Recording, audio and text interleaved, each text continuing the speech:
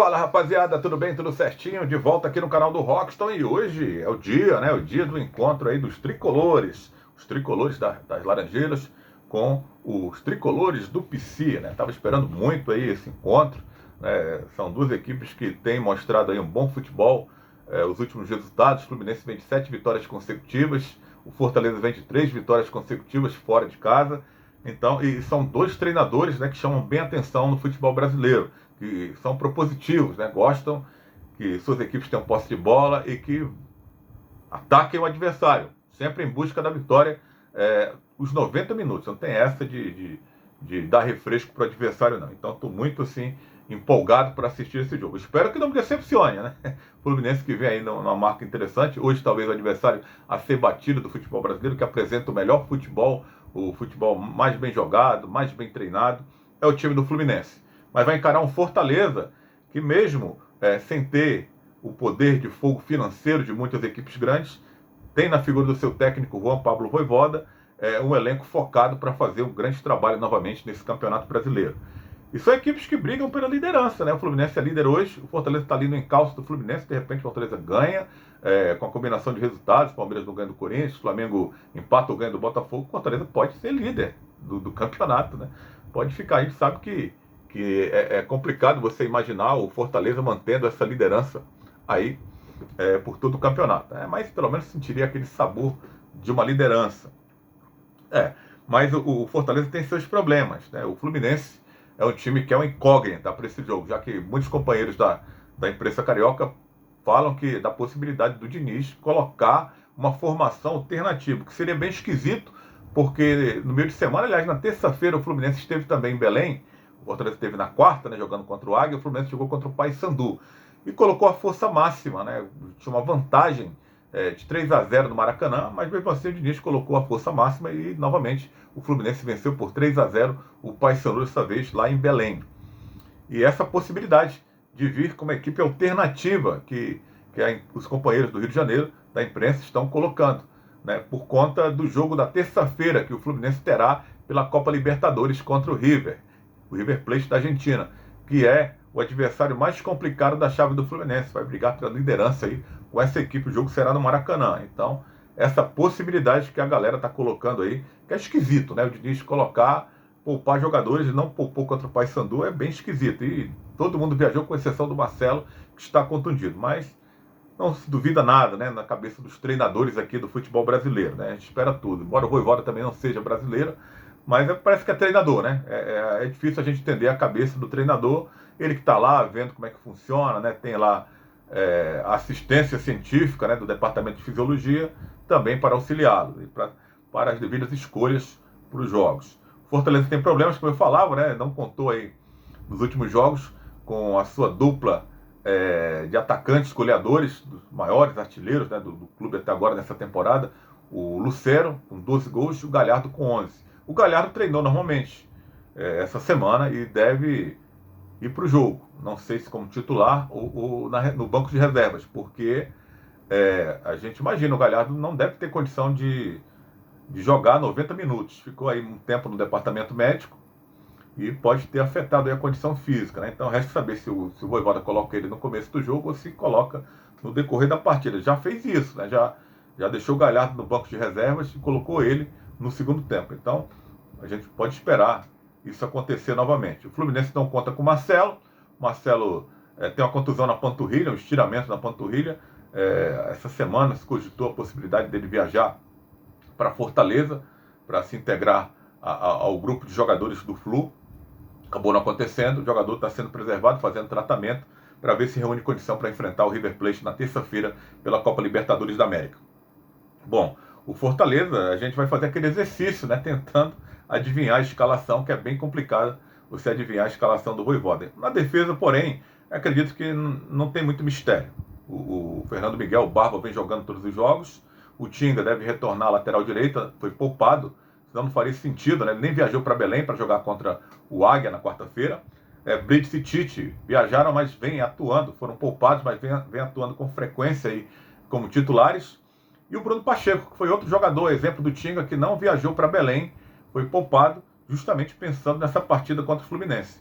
o meio-campo, uma figurinha carimbada ali, né? Que a gente imagina que esteja em campo, que é o Caio Alexandre, que também foi poupado, estava lá no banco de reservas em Belém. Aí vem os poréns, né? Lucas Sacha, que vinha se apresentando bem, porém, né, houve uma queda de produção na minha visão dele. Contra o time do Águia até que foi bem, mas o Águia a gente sabe das limitações do Águia. E o Hércules, depois que parou esse lance de ser negociado ou não, parece que o jogador voltou aí as atenções para se concentrar em jogar futebol. E tem a possibilidade do Hércules entrar nesse meu campo, na minha visão. Como o próprio Pochettino também, que é um jogador que eu sempre espero um pouco mais dele, porque eu espero mais regularidade do Pochettino. Vai ser um jogo de muita correria, vai ser um jogo de muita pegada de meio campo.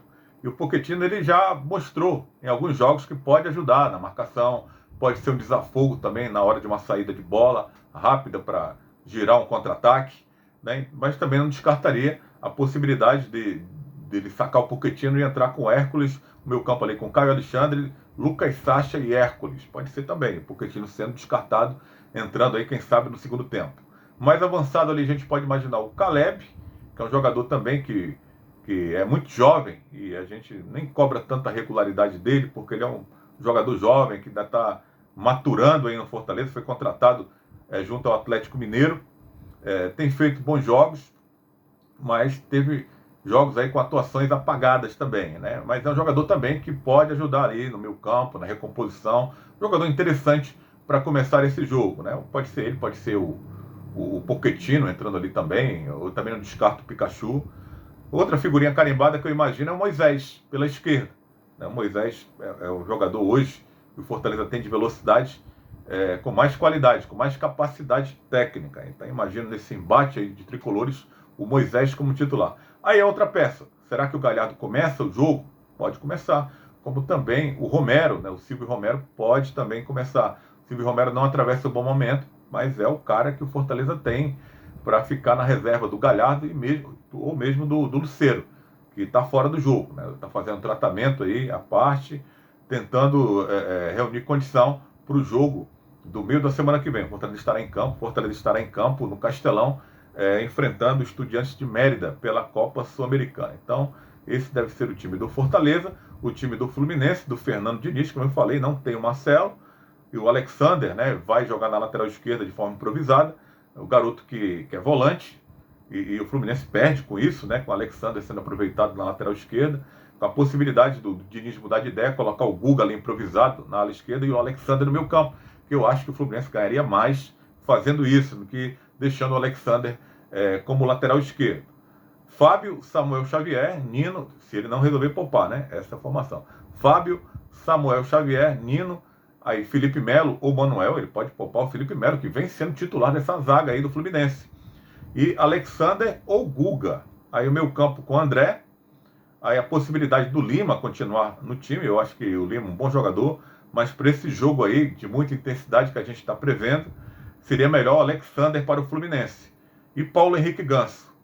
A linha de frente com John Arias, vem muito bem o Arias, hein? Parar o Arias é complicado, hein? A defesa do Fortaleza vai ter muito trabalho.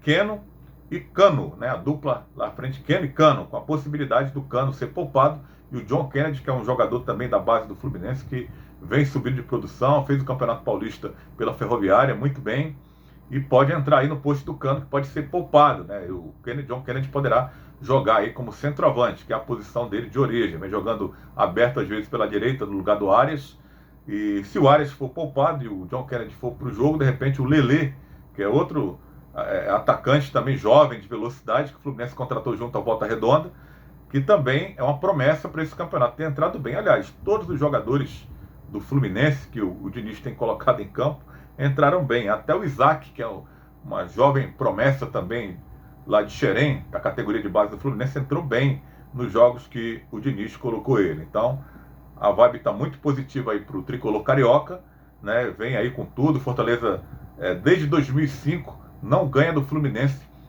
jogando como mandante, né? Então tem mais um tabu aí para o Vojvoda tentar quebrar esse, de não ganhar do Fluminense desde 2005, vão embora o que? 18 anos, né? Muito tempo, né, que o Fortaleza não ganha do Fluminense. Será que vai ser hoje? O Fluminense vivendo aí o seu melhor momento nos últimos anos? Vamos esperar para ver, né? Tudo pode acontecer no futebol. Arbitragem de Rafael Claus, arbitragem paulista, né, o trio.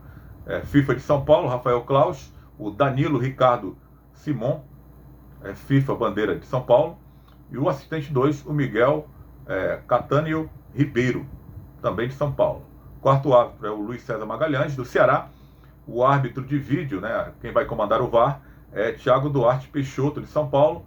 E o observador do VAR será Ricardo Marques Ribeiro, de Minas Gerais. Boa sorte para essa rapaziada, que faça aí um bom trabalho, porque o jogo vai ser aquele jogo de pegada, hein? Aquele jogo de muita intensidade. Então a arbitragem tem que ir muito bem para não prejudicar o espetáculo. É isso, galera. Boa sorte aí para os tricolores, né? E que dê tudo certo aí, né? Um bom público deverá estar presente no Castelão, né? As duas equipes muito bem nessa largada de campeonato brasileiro, né? Nessa largada de temporada das competições mais importantes. A gente espera aí um bom jogo, que a gente não se decepcione no final. É isso, deixa sua curtida, que é importante para o nosso vídeo chegar para mais pessoas, e também se inscreve no canal, é de graça, você não paga nada e fortalece aí o nosso trabalho. Valeu!